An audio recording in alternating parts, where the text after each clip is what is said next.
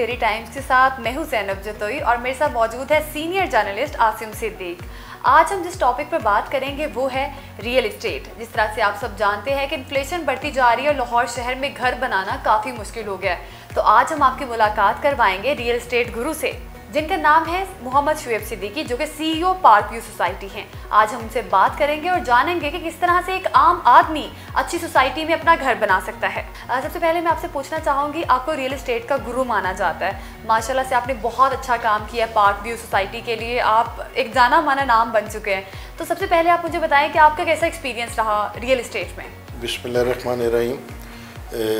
Thank you very much. मैं daily times का और उनकी टीम का शुक्रिया अदा करता हूँ कि आपने इस वक्त जो ना सिर्फ पाकिस्तान बल्कि ऑल ओवर द वर्ल्ड जो कहते हैं कि रियल स्टेट की एक जो मार्केट है जो किसी भी मुल्क की इकोनॉमी के अंदर एक उसकी बैकबोन की हैसियत से रखती है, आज उस आपने मैटर को या उस चीज़ को आपने अपने उस डिस्कशन के अंदर लेके आए हैं। तो वेस्ट फील्ड का आदमी तो नहीं था, I am the science student जो कि मेरी मास्टर्स है फिज़िक्स के अंदर पंजाब यूनिवर्सिटी से, और मगर यह है कि 2 साल पहले जब मैं इस फील्ड के अंदर आया तो बहुत कुछ सीखने को मिला। और मैं ये समझता हूँ कि किसी भी फील्ड में जो आपकी डेडिकेशन होती है वो आपको बहुत कुछ सिखा देती है। तो इस फील्ड में जो हमारे चेयरमैन हैं अलीम खान साहब, बेसिकली तो वो गुरु हैं रियल स्टेट का, और उनका 20 साल का तजर्बा, मेरा तो सिर्फ 2 साल का है। तो उनसे बहुत कुछ सीखने को मिला और मैंने इसे अपना जैसे हॉबी कहते हैं ना, तो इस रियल स्टेट के मार्केट को मैंने अपना एक शौक़ समझा, इसको हॉबी समझा इसको, जो कि और फिर जब आप भी किसी काम में लगन और नीयत के साथ करते हैं तो अल्लाह ताला जो कि आपकी मदद करता है। तो मैंने डेवलपमेंट के अंदर, मैंने इंफ्रास्ट्रक्चर के अंदर, सेल्स, कंस्ट्रक्शन और जितने भी इनमें हमारे डिपार्टमेंट हैं, ये इसके अंदर शोबे होते हैं, उन सारों के अंदर दिन रात काम किया। और आज अल्लाह ताला का शुक्र है कि पार्क व्यू न सिर्फ लाहौर के अंदर बल्कि एज़ वेल एज़ पाकिस्तान और दुनिया के अंदर एक अपना ब्रांड के नाम से जाना जाता है और एक इंट्रोड्यूस हो चुका हुआ है। तो उसमें अल्लाह ताला का करम है, हमारी सब पूरी टीम की मेहनत है, अलीम साहब का विजन है, उनकी मॉरल फाइनेंशियल सपोर्ट है, जिसकी वजह से आज हमने पार्क व्यू को ग्रो किया है। और ना हम सिर्फ लाहौर इस्लामाबाद बल्कि दुबई, लंदन, जद्दा, यूरोप के अंदर भी अपने ऑफिस खोल चुके हैं, अपने प्रोजेक्ट शुरू कर सके हैं। तो मैं समझता हूँ कि रियल स्टेट की दुनिया के अंदर इस पार्क व्यू जो कि है इस one of the biggest name in the world. अच्छा, आप फॉर्मर MPA भी रह चुके हैं, सियासत में भी आपने काम किया है, तो आपका पैशन था रियल इस्टेट का, या आपने मतलब सियासत से आप बहुत थक चुके थे, आपने सोचा चलो थोड़ा ब्रेक लेते हैं? जैसे आपने बताया कि आपको 2 साल हो गए रियल इस्टेट को ज्वाइन करते हुए, तो ये पैशन था या बस आपने सोचा कि बिज़नेस की तरफ जाना चाहिए और बिज़नेस को फ्लोरिश करना चाहिए आगे? नहीं, देखें, सियासत से बिल्कुल नहीं दिल भरा। सियासत भी basically part of the social work है, और जो पॉलिटिक्स थी वो स्टूडेंट लाइफ से शौक़ था और पैशन था मेरा। तो हमने जो सियासत की, मैं 2 दफ़ा MP रहा, एडवाइज़र टू चीफ मिनिस्टर रहा, पार्लियामेंट्री सेक्रेटरी रहा, तो उसके अंदर भी कोशिश की कि जो लेजिस्लेशन कर सके, जो एक आम लोगों के मसाइल हैं उसको असम्बली के फ्लोर के ऊपर उठा सकें, और मुल्क की जो इकॉनमी है उसके अंदर अपना रोल अदा करें थ्रू लेजिस्लेटिव असम्बली के अंदर जाने के बाद। तो मैं उसी पैशन को था वहाँ पर भी काम करने का जो कि है। तो अगर सियासत भी है तो बैकएंड के ऊपर तो आपका बिजनेस काउंट करता है, बगैर बिजनेस के तो कोई चीज़ नहीं चलती, चाहे वो सियासत हो, बल्कि आपका घर भी नहीं चलता। तो कारोबार था, तो इस चीज़ में क्योंकि मेरा और अलीम साहब के साथ एक 20 साल का ताल्लुक़ है, भाईबंदी है, दोस्ती है, फैमिली टर्म्स है, बड़े भाई हैं, वो मोहसिन है मेरे।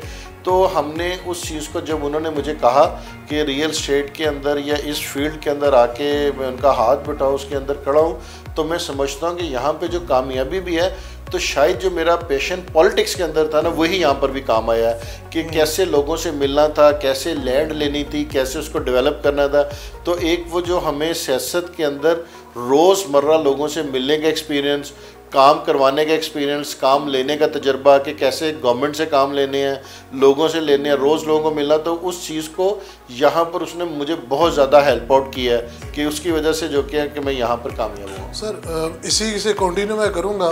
रियल स्टेट का आपको गुरु माना जाता है, रियल स्टेट में माशाल्लाह आपका बड़ा अच्छा नाम है। हमारे व्यूअर्स को कुछ बताएं जो रियल स्टेट से रिलेटेड मिथ्स हैं उनके बारे में। जो नंबर 1 मिथ है कि जी बहुत महंगाई हो गई है, नंबर 2 मिथ है कि जी फॉइल्स का बिजनेस किया जाता है, और नंबर 3 मिथ है कि आजकल के ज़माने में आप अपना घर ना ले सकते हैं ना बना सकते हैं। तो सर ज़रा इन तीनों इश्यूज़ के ऊपर जिनकी मिथ्स बनाई गई हैं इनके ऊपर थोड़ा सा हमारी ऑडियंस को बताइएगा। देखिए, जहाँ तक कहा जाएगा ना कि महंगाई हुई है, तो महंगाई रियल स्टेट ने तो नहीं की। रियल स्टेट तो एक ऐसा फैक्टर है जो लोगों को अकोमोडेट करता है और इस मुल्क की इकॉनमी में अपना एक बेहतरीन रोल प्ले करता है। आप अभी कहते हैं कि पाकिस्तान में डॉलर चाहिए, जो कि फ़ॉरेन जो कि इकॉनमी से हमें सपोर्ट चाहिए, तो जो लोग बाहर बैठे हुए हैं जब वो यहाँ पर अपना घर बनाने के लिए, अपना प्लॉट लेने के लिए पैसे भेजेंगे, तो डेफिनेटली जो कि आपका जो रिजर्व्स हैं वो आपके वो बढ़ेंगे, आपकी फॉरेन करेंसी जो कि यहाँ के ऊपर आएगी। फिर अगर आप रियल स्टेट के अंदर सिर्फ अगर आप एक प्लॉट ही लेते हैं, तो देखें वो प्लॉट के ऊपर जब उस पर घर बनना शुरू होना है, सीमेंट की फैक्ट्री यूज़ हो गई, आपका आयरन यूज़ हो गया, आपका स्टील आ गया, आपका एल्युमिनियम आ गया, आपका ग्लास आ गया, आपकी ब्रिक्स आ गई, आपका फर्नीचर आ गया। There is a number of things जो कि है आपकी उसके अंदर यूज़ हुई। तो सिर्फ एक घर से देखें कि उससे कितने को लोग और इंडस्ट्री एक घर के साथ वह बसता है। तो रियल स्टेट जो कि है वो अपना हमेशा मार्केट के अंदर वो अपना उस मुल्क की इकॉनमी में बैकबोन की हैसियत रखता है। अब उसके बाद है कि महंगाई मुल्क के अंदर, तो लोगों को रियल स्टेट आज भी अगर आप हमारी सोसाइटी का विज़िट करें तो this one is the growing society जो कि है। जब लास्ट ईयर कोरोना मार्च अप्रैल के अंदर 2020 के अंदर आया था, तो कहीं किसी सोसाइटी ग्रो नहीं कर रही थी, सिर्फ पार्क व्यू थी जो कि अपने आप को ग्रो कर रही थी।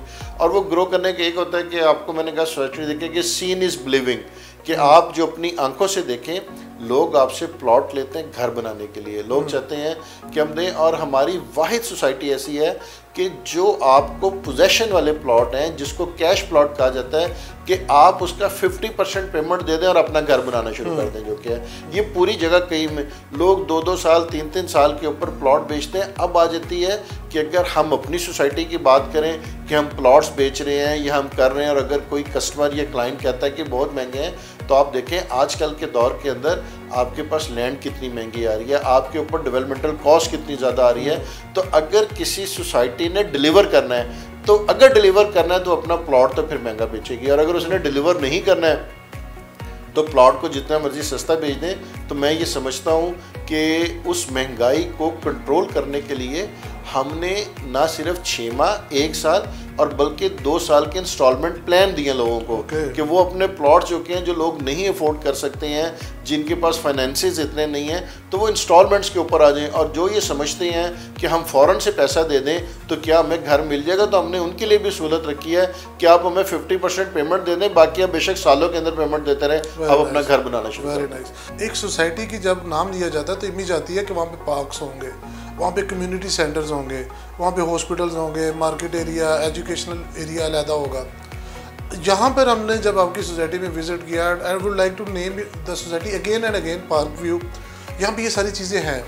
बट इस तरह की कई और सोसाइटीज़ हैं जिनको ने सेम ब्रांडिंग की थी बट उन्होंने वो डिलीवर नहीं किया। आपको एक पार्क से ज़्यादा कहीं भी पार्क नज़र नहीं आएगा पूरी सोसाइटी में।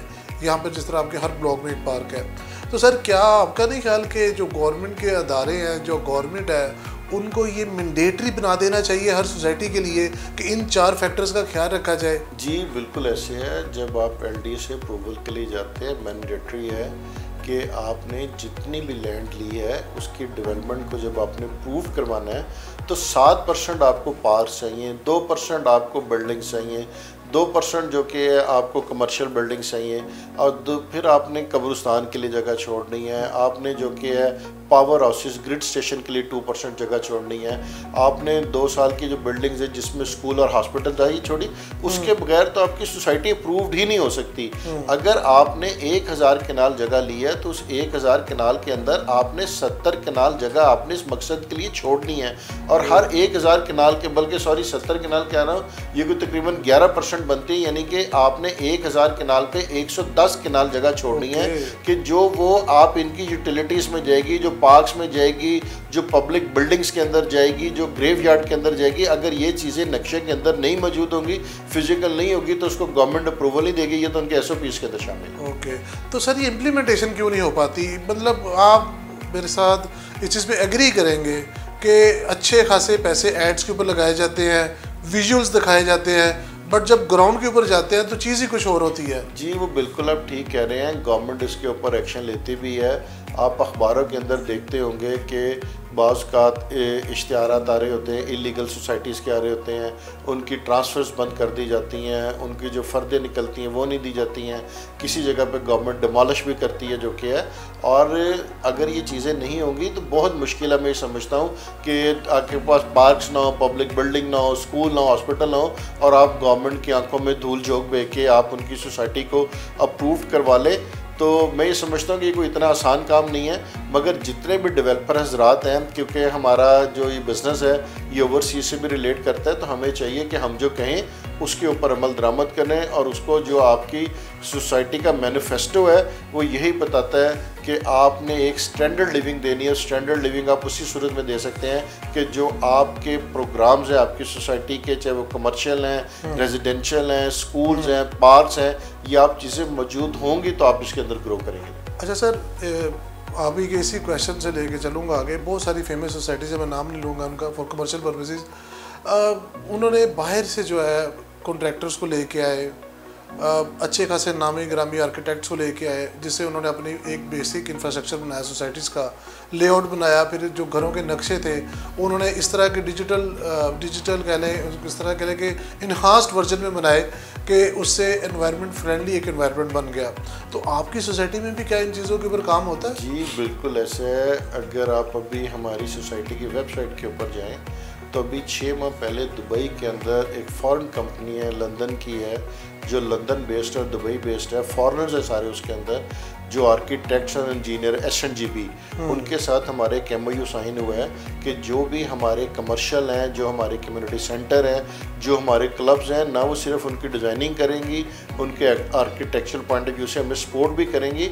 और we have paid to lot of amount in the shape of fees जो कि हम उनको दे रहे हैं। वो इसीलिए कर रहे हैं कि एक हाई स्टैंडर्ड लिविंग जो कि है, कि जो एक कॉन्सेप्ट है, जब हम मुल्क से बाहर जाते हैं, दुबई को देखते हैं, हम लंदन देखते हैं, बाहर के ममालिक में देखते हैं, जो उनके आर्किटेक्ट्स हैं, जो उनके इंजीनियर्स हैं, हमारी कंपनी ने उनके साथ MOU साइन किया और उनको हम लोग मौका दे रहे हैं कि वो यहाँ पर आएँ और आके जो हम उनका तजर्बा है, जो हम उनका एक्सपीरियंस है, उससे मुस्तफ़ीद हों। और you will see the difference. मैं आपको कहूँगा with in the coming months आप देखेंगे कि हमने इन चीज़ों के ऊपर कैसे इम्प्लीमेंट। आपने कहा कि जब बाहर जाते हैं दुबई और लंदन के अंदर, तो वहाँ पे जो रियल एस्टेट के अंदर काम है, अच्छा पाकिस्तान में तो हम लो टू ग्राउंड चलते हैं, वहाँ पर हाई राइज का कॉन्सेप्ट है। तो आपकी क्योंकि एक बड़ी सक्सेसफुल टीम है, आपका एक बड़ा सक्सेसफुल ब्रांड है, तो हम कब देखेंगे कि जो हाई राइज के अंदर है पार्क व्यू आ रहा है ताकि मैक्सिमम लोग कैटर हो सके, वो कब आप इसके ऊपर जी हम इसके ऊपर अभी लिबर्टी की बैक साइड के ऊपर 18D1 है,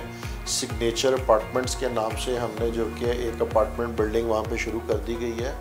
हम अनकरीब इन फ्यूचर के अंदर माल के ऊपर और अपोजिट जिम खाना और लिबर्टी के अंदर भी आप देखें कि हम लिबर्टी जो कि टुवर्ड्स लिबर्टी से हुसैन चौक जाते हुए हमारा जो ऑफिस है, तो इन फ्यूचर कि वी आर दी पाइनियर होंगे कि the tallest building in the Pakistan के अंदर जो कि है ना, हम जिसमें कॉर्पोरेट टावर्स हैं, अपार्टमेंट्स हैं, ये लेके आ रहे हैं। ऑलरेडी हमारे पास जगह अवेलेबल है और हमारे वो जो नक्शे हैं, जो मैप्स हैं, वही जो फर्म्स हमने हायर किए हैं इनके ऊपर काम कर रहे हैं। तो आपने जो सिर्फ जो पार्क्स के ऊपर देखा है, हम इसके साथ साथ जो कि बाकी हमारे जो अदर प्रोजेक्ट्स हैं उसके ऊपर भी आप देखेंगे। अच्छा, जिस तरह से आप जानते हैं कि नस्ला टावर आपके सामने है, वो कराची में था, उसका पुअर इंफ्रास्ट्रक्चर था जिसकी वजह से पूरी इमारत, पूरे प्लाजे को मिसमार कर दिया, जिससे बहुत बड़ा नुकसान भी हुआ लोगों का।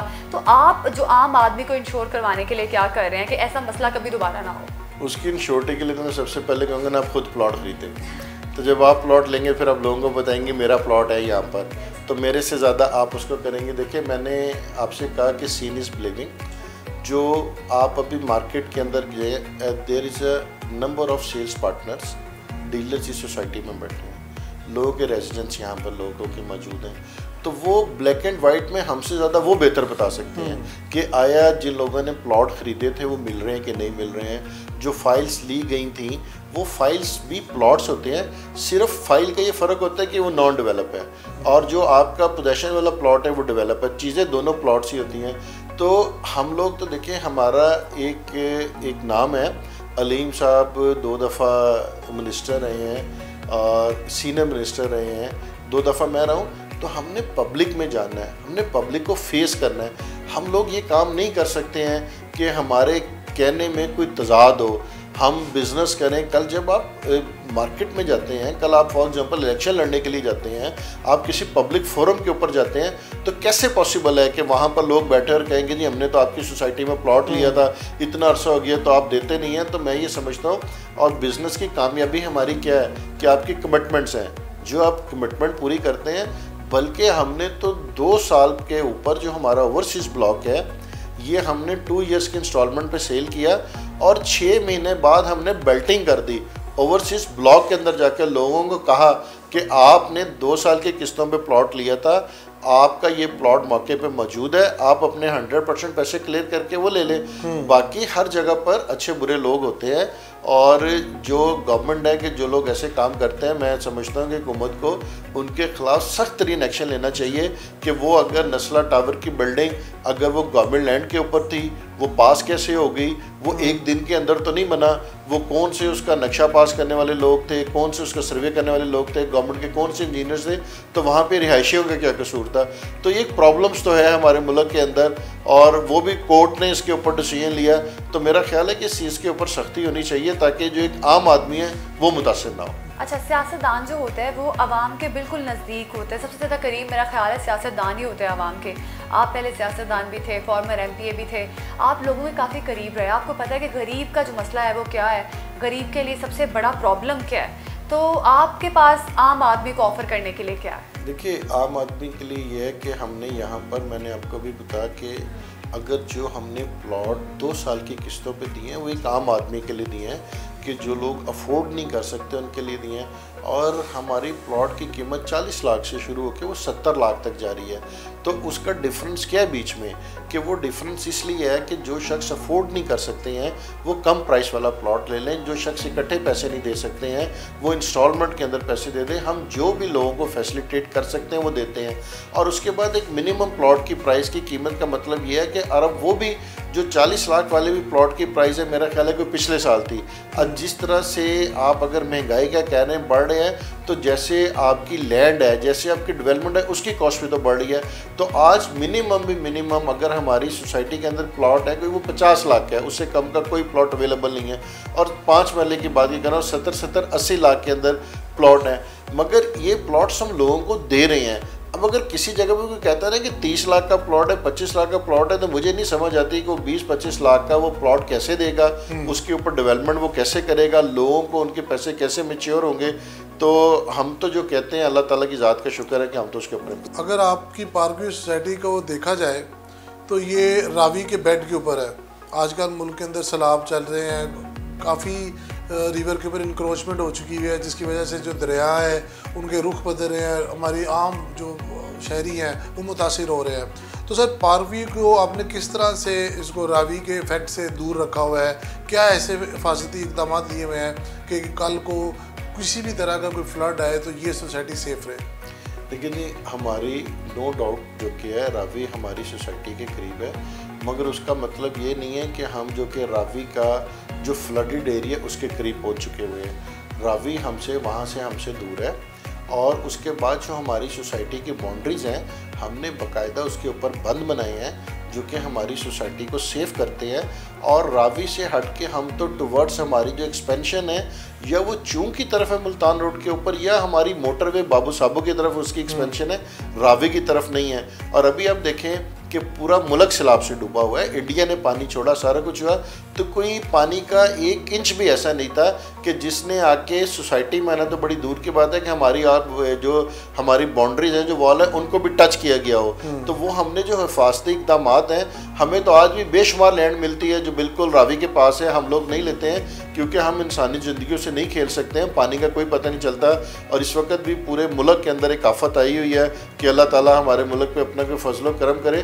तो हमने जितने हिफाजती इक़दाम हैं, हमारे बंद हैं, हमारी दीवारें हैं, और हमने स्पेशल उसके लिए बनाए हुए हैं कि अल्लाह ना करे खुदा न खास्ता कभी कोई आए तो सोसाइटी महफूज रहे। और अभी देखे शादरा के अंदर आया, गुजरावाला के अंदर आया, जब इंडिया ने पानी छोड़ा था तो पानी का बिल्कुल ऐसा नहीं था कि वो आके और कोई हमारी सोसाइटी की तरफ डाइवर्ट हुआ हो। अच्छा सर, इसमें एक और चीज़ है जो बड़ी नुमाया है और जो बड़ी कह लें कि आपका तौर इम्तियाज़ है, that is the security and cleanliness of your society.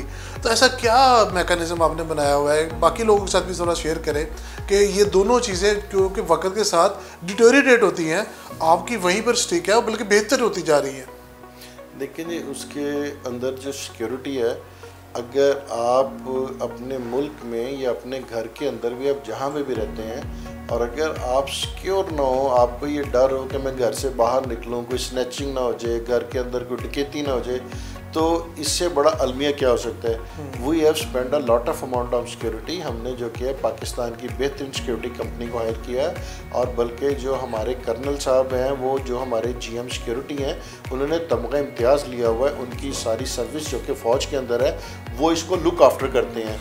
और मेरा नहीं ख्याल है कि जितने हमने सिक्योरिटी गार्ड जितने हर पॉइंट के ऊपर रखे शायद किसी और के पास हो।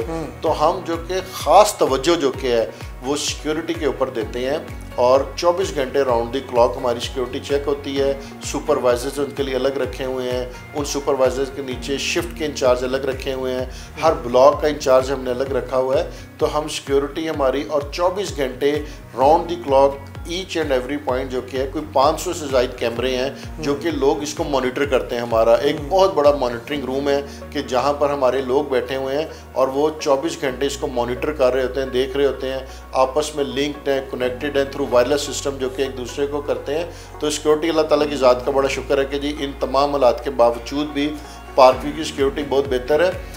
उसके बाद सफाई का मसला है। हमने 2 कंपनियां जो कि क्लीनिनेस के लिए, गार्बेज के लिए जो कि हमने हायर की हुई हैं, हमने प्राइवेट कंपनी हायर की हैं और वो आके जो कि यहाँ पर सफाई का ख्याल रखती हैं।